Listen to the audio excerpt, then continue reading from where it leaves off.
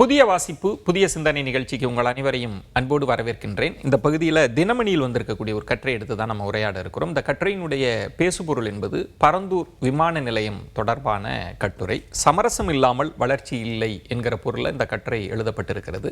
இது குறித்து உரையாடுவதற்காக பூவுலகின் நண்பர்கள் அமைப்பு சார்பாக திரு சுந்தரராஜன் அவர்கள் வந்திருக்கிறார். வாருங்கள் நேயர்களே. வணக்கம் திரு சுந்தரராஜன்.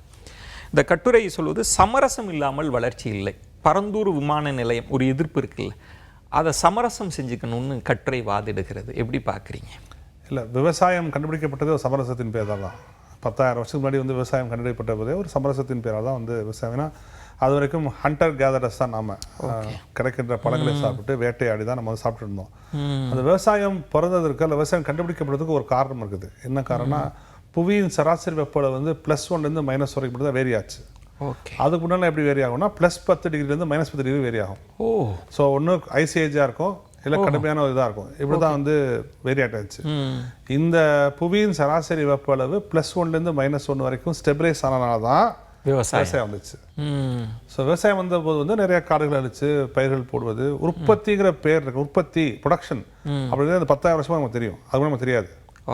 ஸோ அந்த டெம்பரேச்சர் ஸ்டேபிளாக இருந்தனால தான் உற்பத்தியாகி கிராமமாகி குளங்களாகி குடிகளாகி அரசு state nation, modern nation state நம்ம சொல்ல முடியாது. அதுக்கு ஒரே ஒரு காரணம் புவியோட டெம்பரேச்சர் +1 -1 வேரி ஆனதான். அதோட அந்த அளவில் தான் வேரி ஆச்சு.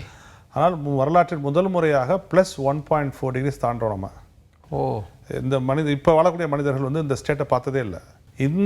இந்த காலகட்டத்தில் எது சமரசங்கிற ஒரு கேள்வி தான் நம்ம கேட்கணும். கட்டுரையாளர் சொல்வது, சென்னை விமான நிலையம் நமக்கு போதுமானதாக இல்லை, நீங்கள் இன்னொரு விமான நிலையம் கொண்டு வந்தால் நீங்கள் அதில் சமரசம் பண்ணி தான் ஆகணும், விவசாய நிலங்கள் அழிக்கப்படும். அதில் ரொம்ப குறைவுன்னா பரந்தூர் விமான நிலையம்தான்.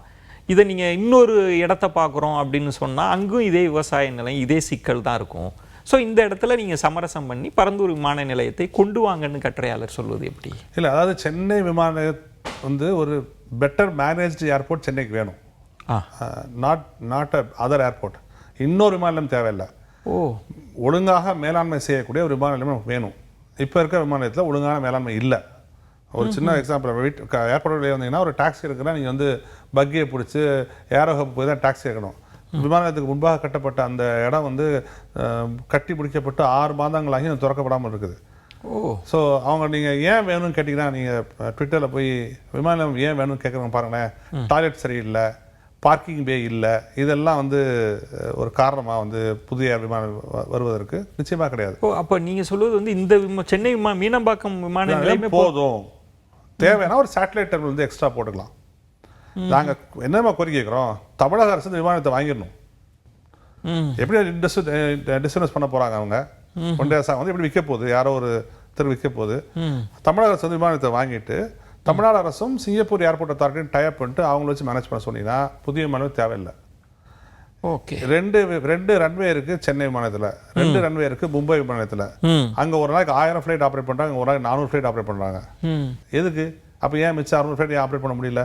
அப்போ அதில் ஏதாவது சிக்கல் இருக்குன்னா அதை தீர்க்கலாம். இப்போ ஒரு 700 மீட்டருக்கு ஏதோ ஒரு ஹிண்டரன்ஸ், ஒரு கட்டடம் பிளாக்கிங், அந்த கட்டடம் மட்டும் விலைக்கு வாங்கி நீங்கள் செகண்டரி ரன்வே நீங்கள் யூஸ் பண்ணலாம்.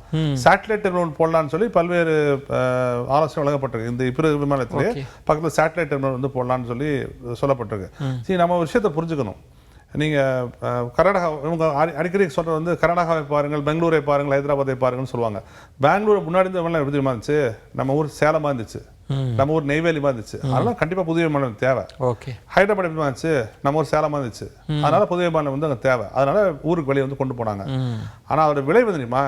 பெங்களூரில், கர்நாடகாவில் பெங்களூர் தவிர எந்த விமானத்துக்கும் வளர்ச்சியே இல்லை. தெலுங்கானாவில் ஹைதராபாத் தவிர வேறு ஏர்போர்ட்டே கிடையாது.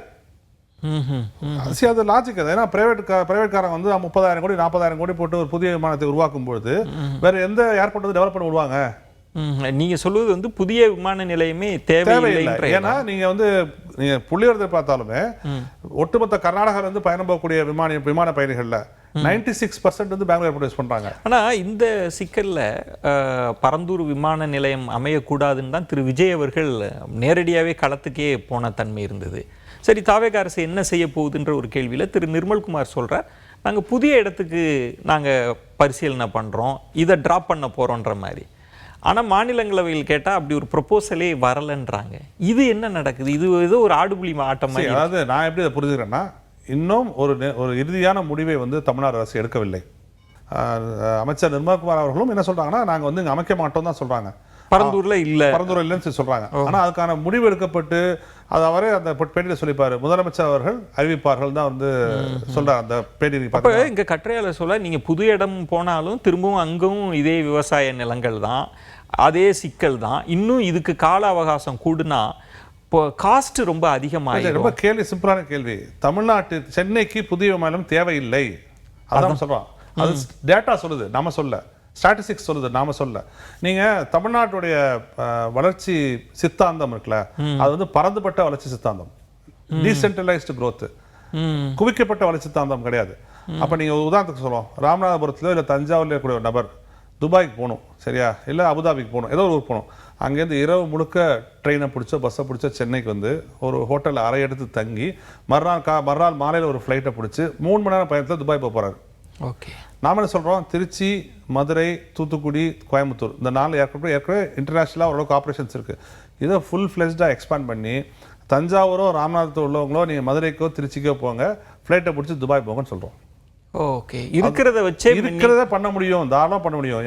ஒவ்வொரு ஏர்போர்ட்டும் இப்போ எக்ஸ்பேண்ட் பண்ணுறாங்க. ஆனால் கற்றையில் பரந்தூர் விமான நிலையம் தொடர்பாக மீனம்பாக்கம் விமான நிலையத்துக்கு அடுத்து ஒன்று கொண்டு வரணும். கிட்டத்தட்ட 98லேருந்தே இந்த யோசனை வச்சுக்கிட்டே இருக்காங்க, தொடர்ச்சியாக வச்சுக்கிட்டே இருக்காங்க. நம்ம மறுக்கல, அதை யாரும் வந்து மறுக்கல. இந்த இந்த இந்த இந்த சித்தாந்தங்கள், இந்த வளர்ச்சி குறித்த விஷயங்கள்லாம் நீங்க வந்து ஒரு 20 வருஷத்துக்கு முன்னாடி வந்து பேசியிருக்கலாம்.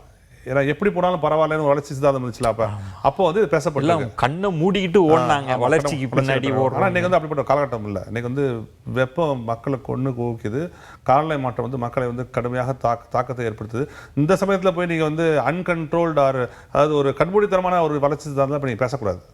இப்போ இந்த காலகட்டத்துக்கு என்ன தேவை, இந்த காலத்துக்கு என்ன மாதிரியான விஷயங்கள் தேவைன்னா நீங்க வந்து பார்க்கணும். கற்றையாளர் சமரசம்ன்ற இடம் நீங்க சொல்றது இன்னொரு வேற ஒரு டைமென்ஷன்ல சொல்றார். பொதுவாகவே எந்த வளர்ச்சி திட்டங்கள் வந்தாலும் நம்ம சமரசம் பண்ணிக்கணுங்க அப்படின்னு சொல்ற தன்மை. இந்த கற்றையாளர் சொல்றாருங்க, 8 வழிச்சாலையை இதே மாதிரி தான் எதிர்த்தாங்க.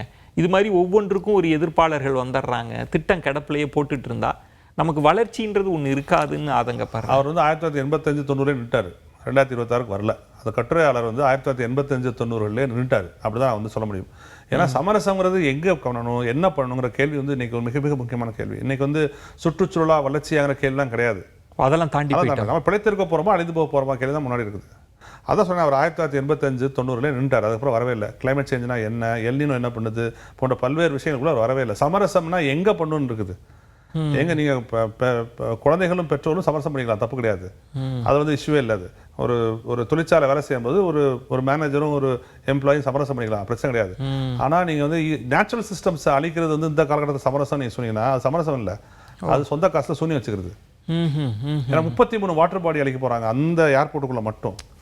33 வாட்டர் பாடி, ஒரு நீரிலோட அளவு வந்து 300 ஏக்கர். ஒரு பர்டிகுலர் நீர்நிலை, நெல் வாய் பேரு, நெல் வாய் பேரு.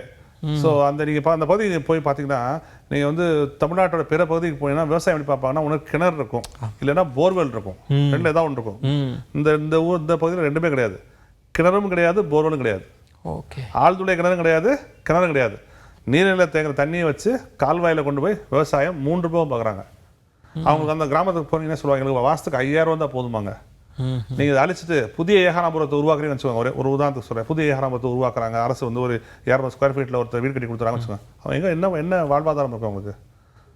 அவங்க என்ன வாழ்வாதாரம் இருக்கும்?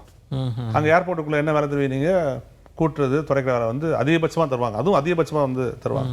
அப்போ அந்த மக்கள் இயல்பிலேயே எங்களுடைய கிடைக்கக்கூடிய வருமானத்தை வைத்து நாங்கள் சந்தோஷமா வாழ்றோம் அப்படின்னு சொல்லிட்டு இந்த 15,000-20,000 மக்களுக்கு கொண்டே வெளியே கொண்டே போட்டு எது சமரசம் சொல்லுவீங்க?